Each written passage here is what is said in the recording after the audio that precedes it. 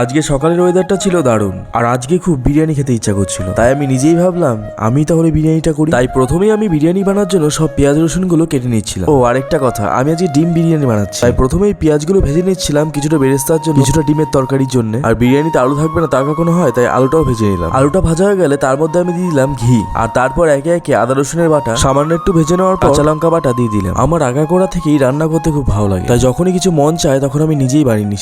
সেটা ভালো অথবা খারাপ, এই যে নিজে বানাচ্ছি এটাই আমার কাছে সবচেয়ে বেশি ভালো লাগে। আসলে অনেকদিন ধরে বিরিয়ানি খাই না, আর চিকেন বিরিয়ানি আমার একদম খেতে ইচ্ছা করছিল না, তাই ভাবলাম ডিম বিরিয়ানিটাই বানানো যায়। যেহেতু বিরিয়ানি বানাচ্ছি তাই তোমাদেরকেও দেখাচ্ছি, কিন্তু এটা কিন্তু ফুল রেসিপি না, আমার ছোট একটি ব্লগের পার্ট। এর থেকেও বেশি ভালো ভালো রেসিপি দেখতে হলে আমার মায়ের চ্যানেল সাবস্ক্রাইব করতে হবে, প্রতিমাস কিচেন। ওখানে মা দারুণ দারুণ রান্না বান্না আপলোড করে। মোটামুটি 15 মিনিট লেয়ারিং করার পর ওভেনটা চালিয়ে এখন বিরিয়ানি পুরোপুরি রেডি। বিরিয়ানিটি দেখে কেমন লাগছে সেটি আমাকে বলতে জানাও, আর আমি খেয়ে তোমাদেরকে বলছি বিরিয়ানিটি কেমন হয়েছে। চলো তাহলে খাওয়া যাক। আর সত্যি বলতে বিরিয়ানিটি দারুণ হয়েছে।